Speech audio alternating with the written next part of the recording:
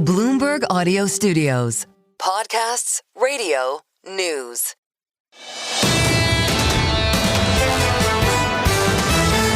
This is the Bloomberg Surveillance Podcast. Catch us live weekdays at 7 a.m. Eastern on Apple CarPlay or Android Auto with the Bloomberg Business app. Listen on demand wherever you get your podcasts or watch us live on YouTube. All right, let's go right to Michael McKee. He's out there in Jackson Hole. Hey, Michael, as we get into Fed Chairman Powell's speech tomorrow, have expectations been changing? What do you think is going to drive his commentary tomorrow? Well, probably people are starting to change their expectations based on the minutes that were released yesterday of the July 30th meeting, because it emphasized the fact that almost all of the members of the Open Market Committee, except for Chris Waller and McKee Bowman, were more focused on inflation than they were on the labor market. Now, that was before we got the bad revision to the July payroll report. But if we get another payroll report that's similar, even if we're not getting a lot of hiring, but the unemployment rate stays low, then the focus really does stay on inflation. So it'll be interesting to see what Powell emphasizes tomorrow. Because today, of course, we got the Walmart news that was mixed in terms of earnings, but they did say prices are going up because of tariffs. And then we saw the Philadelphia Fed Index prices paid rise significantly. So we are seeing some inflation effects out there in the economy. And if Powell leans towards inflation, then maybe the heavy lean in the markets towards a rate cut in September backs off a little. Hey, Mike, as far as what is the market betting that Powell will say versus in reality what we will likely hear him end up saying? Well, right now, when you look at the WIRP function on the terminal, you see we're in the 80% range, 80 and higher, depending on the headlines of the moment, that people think that the Fed will cut rates once, 25 basis points. The 50 basis points has probably gone out the window.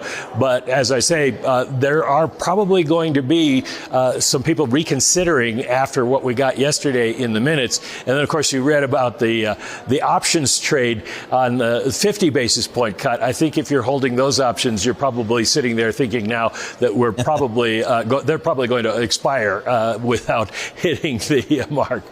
Hey, Mike, we do have some dissent on this FOMC. Talk to us about that historically. Should we care? When does it become problematic? How should we think about that? There's a lot going on. It's not necessarily problematic for a while. You'd have to have a significant turnover at the Open Market Committee to have anybody really be concerned. There is what we've called the tinfoil hat conspiracy theory, but it's a little bit less of that than it was, that because the Board of Governors has the power over the Fed presidents, they can dismiss them at will, that maybe Trump could take control of the entire FOMC. But that would be very difficult to do, because I don't think Chris Waller and maybe not McKee Bowman would even go along with that. So Trump just getting a majority on the board doesn't mean a significant change in policy. Also, I think our friends down on Wall Street would have a conniption fit over something like that, and that might cause the president to back off. What he may get out of it is more people on the board who are more inclined to lower interest rates. But once you get in there, you are very afraid of inflation, and I think that culture will hold for a while. Mike, are there other members on the board beyond McKee and Chris Waller that you think potentially could also be a dissent voter at that September decision? I don't think we'll have any other dissents unless you get a Stephen Myron world record confirmation from the Senate and get him in there by September 17th. Pretty much what we've heard from everybody is even the ones who are looking to the possibility of September based on the data. If the data suggests that there's no cut in the offing because inflation is rising, those people aren't going to dissent. They may withhold votes. They may vote with the group, but anticipate that they will cut rates in the future. But I don't think we'll get more than 2 dissents unless Myron is added to the cast. Mike, what's the latest scuttlebutt out there in Jackson Hole about President Trump's campaign to oust Federal Reserve Governor Lisa Cook? Well, there's nothing really new overnight. Cook put out her statement at the end of the day yesterday saying she will not be bullied into resigning. And she noted that she is gathering all the documents necessary. So unless the president tweets something again, and we're all keeping our eyes on his Truth Social account, it probably gets moved off to the side for a while until we get some more information. The FHA director has gone after Senator Adam Schiff and the head, the Attorney General for New York State, Letitia James, and we haven't heard much about that lately. The charges are out there. The Justice Department is either looking into them or not. They don't comment. And until we get something new, it probably fades some. All right, Mike, thanks so much for joining us. Appreciate it out there. Let us know when there's a Tom Keene sighting. That would be a thing to see, a sight to see. Michael McKee, international economics and policy correspondent for Bloomberg News. Stay with us. More from Bloomberg Surveillance coming up after this.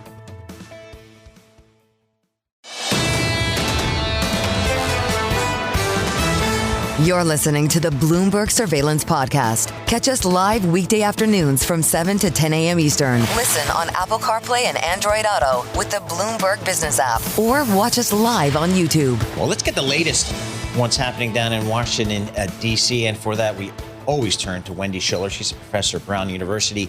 Wendy, it seems like the White House has turned its attention, at least for the time being, over the last couple of days, on the Federal Reserve with some allegations against Governor Lisa Cook. What do you think's going on here? Well, I mean, I think this is just part of Trump's sustained attack on the Federal Reserve and trying to sort of exert more executive and direct power over the Federal Reserve.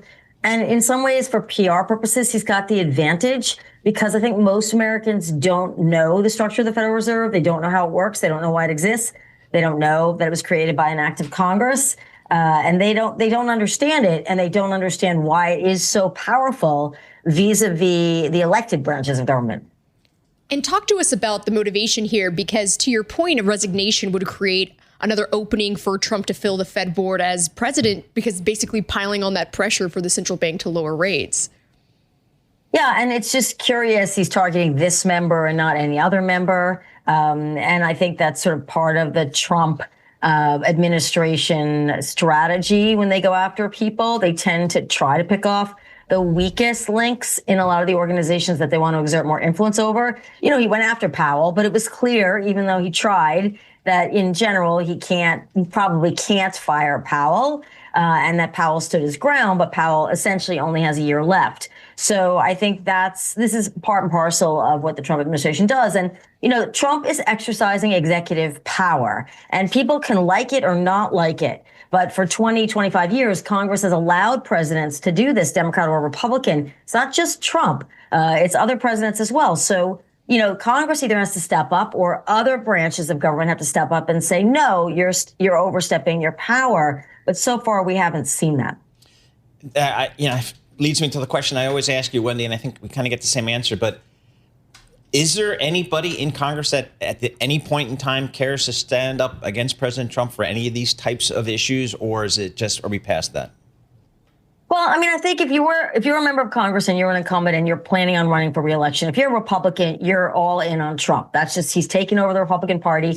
And most presidents do try. Obama was a little bit of an exception. He didn't do as much in terms of taking over the messaging of the entire Democratic Party, which is more diverse in general and harder to sort of become more uniform. But Trump has done that. So you are tagged with Trump, whether you like it or you're not, as a Republican congressman going to 26. So they're not going to revolt. But the Democrats have to figure out something other than we're not Trump, because it didn't work for them in 2024. And we're going to see in Virginia and in New Jersey coming up relatively soon, you know, what those messages do and how well they play. And if it looks good after November for the Democrats in those states, and I expect the national Democrats will pick up on some of that messaging. So what's the next big thing that you're obviously keeping a close eye on here when it's related to these types of issues and how this plays out on a timetable basis? Government shutdown. I mean, you know, I think I said on this show, you know, the election has already started for 2026. We know that with the redistricting efforts. And by the way, you know, mid-10-year redistricting is not new and original. A lot of states did this in the 19th century. I'm always bringing up history. So it's not unprecedented for a state to decide mid-course that they want to redistrict. So we'll see what the courts do with that, especially the Supreme Court. But really, I'm looking at the budget shutdown, about the government, right? We got to go through this all over again. Do we appropriate? What do the Democrats want? What do the Republicans want? What does Trump want? And then the government still has to get its budget done by September 30th, October 1st, the fiscal year. And we'll have to see if they can do it and keep the government running. And if there's a shutdown fight, then that's when the Democrats have an opportunity, as Clinton did against Gingrich, to make their points about the way the Trump administration is operating. So we'll have to see which side blinks on the shutdown question. Real quickly, Ukraine, Russia, what's the next steps here from your perspective? Well, I mean, you have to say to yourself, Trump gave Putin more time to do more damage in Ukraine, which puts more pressure on Zelensky to give some territory up for peace. And that's what Trump did. I don't think it's indefinite. I don't think Trump will just sit by and wait indefinitely for Putin to destroy the country. But certainly he gave Putin the opportunity to go in and keep pounding. And that will continue to exert pressure on Zelensky if he wants to save Ukrainian lives. And, is there an opening for a compromise? I think the president is still committed to that. He wants to be the guy who ends this war. All right, Wendy, thank you so much. We appreciate that. Wendy Schiller, professor at Brown University. Stay with us. More from Bloomberg Surveillance coming up after this.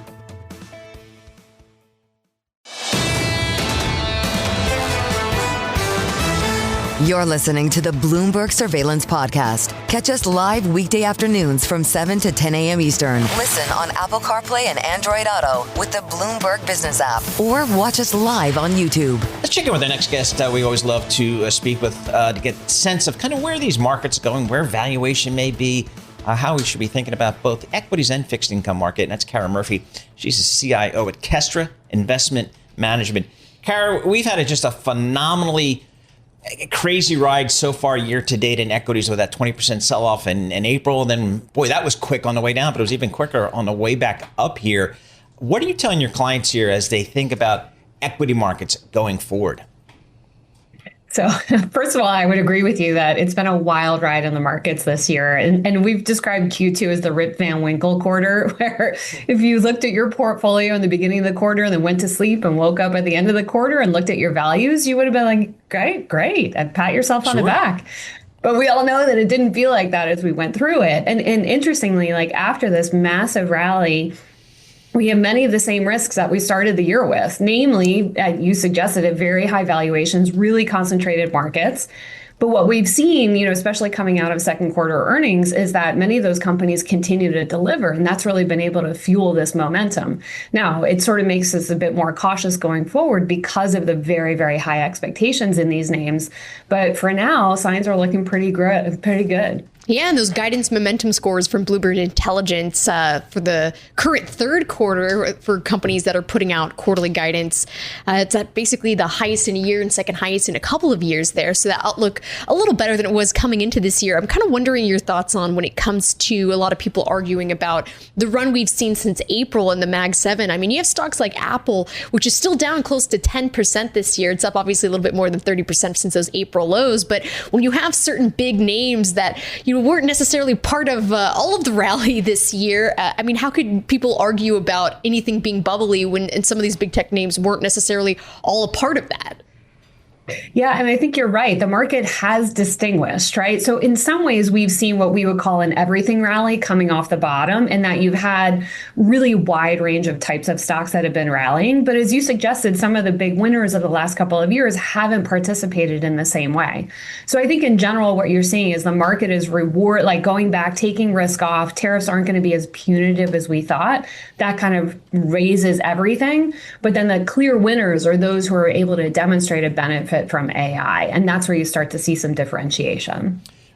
Is it valuation concern for you here? Yeah, absolutely. But it has been for a long time. And it doesn't mean that the market's going to turn down. So what it is we're constantly looking for, is there some sign that there's going to be a chink in the armor of this forward earnings picture? And so far, the momentum is pretty much up.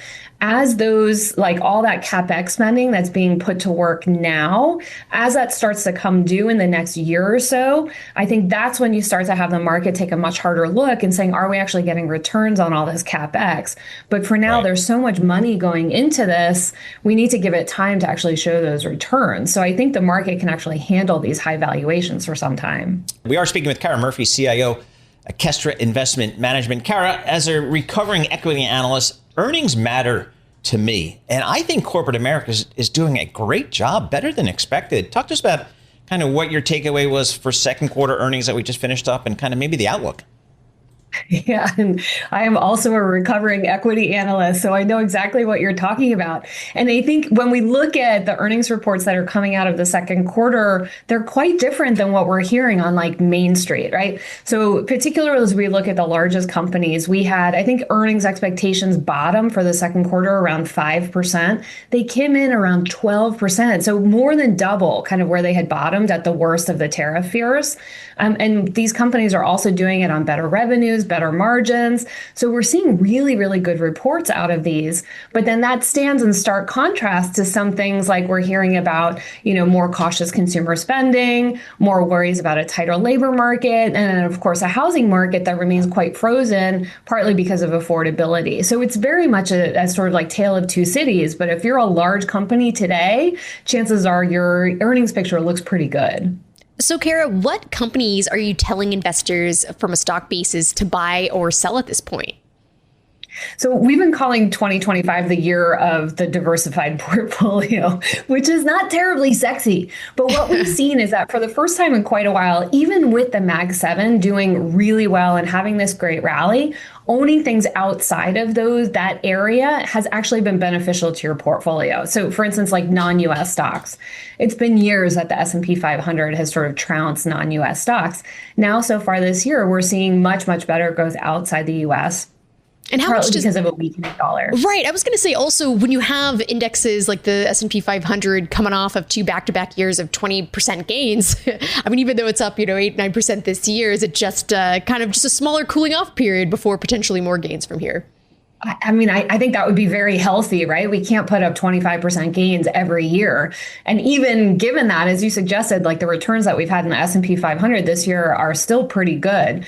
But I think what happens is that when you have a single asset class like the S&P 500 doing so well year after year, a lot of investors then sort of forget that they need to have exposure elsewhere. And so often when we talk with investors, it's like, remember these sort of like long-term approaches to investing where you want to be able to have exposure to some of these areas outside the world.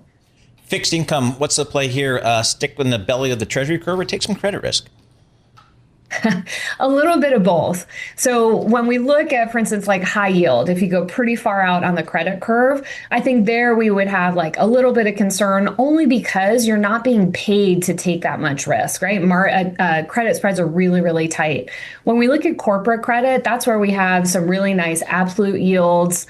Yes, like, spreads are tight, but it still feels very comfortable and we don't see a lot of stress within corporates. So I think, we're willing to take some credit risk. And then as you suggested, like staying within the belly of the curve so you can sort of stay out of some of the volatility at the very long end of the curve. And then you can find some really good absolute yields there as well. Kara, thanks so much for joining us. We always appreciate getting a few minutes of your time. Kara Murphy, she's the CIO of Kestra Investment Management. A lot of experience in the investment game. We always appreciate talking to Kara. Stay with us. More from Bloomberg Surveillance coming up after this.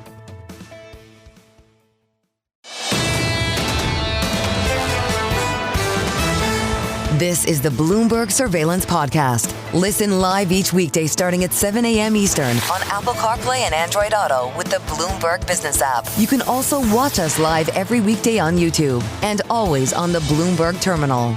Newspapers with Lisa. The best segment of the hour. Lisa, what do you got for us today? Okay, this is actually a look into the struggles that older Americans are having because their savings accounts are starting to deplete. So they're like, how are we going to make money when I'm in my 80s? Okay, so Business Insider, they spoke with one couple couple who are in their 80s. They say they only have about $20,000 left in their savings. They only get about $2,000 a month in Social Security. It's not enough to cover expenses. They have a roof repair that they need. So they've both been looking for work. The husband is a truck driver. He was a truck driver. He's 82. He can't get hired for the long haul jobs, and no one wants to hire him for the short haul jobs. And then his wife is 85. So she's having a similar issue trying to find work. So basically they spoke with a whole bunch of older Americans who just say those who do find it, it's usually, part-time retail, caregiving, nonprofit roles, and they play just above minimum wage. But it's like this eye-opener into the struggles that older Americans are having now. I know it's going to be a more and more an issue. Yeah. That's why my personal strategy is I'm never retiring. Yeah. So. You said Walmart greeter, right? Walmart greeter. That's going to be me. I can see that. Exactly. I'm such a friendly guy. Blue collared shirt on. I know. Those people are awesome. So you got to, I think that's going to be the story for a lot of people going forward. Going back to work. Right. Have you guys heard of this viral ballpark challenge? It's called 999. Okay. No. I have no idea. Okay, so here we go. It is eating 9 hot dogs, drinking 9 beers throughout an entire game, 9 innings. Okay, 999. Can you do it? Okay. Wow. This has been around actually, but social media, of course, brought it back. Some are saying it's going to cost about $230 if you add everything up, to complete the challenge. But it's even going into other sports like golf. You can do 9 beers, 9 club sandwiches, and 9 holes. Okay. Is that more your jam, Paul? That might be a little bit Might be a little bit up your alley. Yeah. Okay. But the Wall Street Journal reporter gave it a try. It was a tough start, but they finished it. They actually got a good deal. Did you know at Citi Field you can get hot dogs and beers for $5 a pop on Tuesdays? Oh, is that right? Yes, I've heard about this. I did not know that. But apparently this is like the thing, the 999 challenge. So next time you guys go to the ballpark, get ready. And go on an empty stomach. And the writer says, in the aftermath, I lost the desire to eat for the next 2 days. Yes, that about sums it up. Cleanse the system. Yeah. Okay, and last one. So back when I was younger, right, we would go to the Limelight in the city. It was a cathedral, right? Yep. And it turned into a nightclub, and it was a rave, and you have a couple cocktails, and you get home in like the wee hours of the morning, okay? But apparently that's a little bit too much for Gen Z and millennials, okay? So they can't handle it. So now Business Insider is saying they're enjoying this new trend. It's matcha raves, okay? So they go. It's a sober, daytime clubbing event. People are on a caffeine high. That's their high, okay? Still the best music, right? Smoke machines, everything, but they get to be in bed by 10 p.m. because the party's from 4 to 8. So they get to get up and feel refreshed, no hangover, and there you go. All right, I tried matcha, and it's just tastes terrible. Can't do it. No matcha ribs for you. No, so are you into matcha, Jess? It's too bitter. I have had sweeter versions of it, and I like that, but I'm all about, I have to have so much sugar with it. Even if I have coffee, I wouldn't even really consider it coffee because I put so much like the strawberry cream matcha. and I need to have flavor. something really sweet in there, or else I'm not into it. I don't know. Would you go out and do the late night raves, Jess, or would you? Are you not the I late think night? I'm good. I think I'm not in the Gen Z cohort. I'm in that generation right before it, so the millennials aren't really. We have doing matcha that. on the 6th floor, right? We do, and you have to do like the dirty one where you mix the coffee with the matcha, and it's I did see that fantastic. So do we have a matcha machine? They have a matcha machine. It's on tap. You just pull it back like you're pouring a beer. And I have seen that upstairs on the 6th floor. Yes, I'll point it out next time. They Paul. have like different recipes sometimes posted out there. I'm telling you, Paul, you got to try it again. All right, and we'll give it. I'll try it again. Give it another shot. All right, that's the newspapers with Lisa Mateo. This is the Bloomberg Surveillance Podcast, available on Apple, Spotify, and anywhere else you get your podcasts. Listen live each weekday, 7 to 10 a.m. Eastern on Bloomberg.com, the iHeartRadio app, TuneIn, and the Bloomberg Business app. You can also watch us live every weekday on YouTube and always on the Bloomberg Terminal.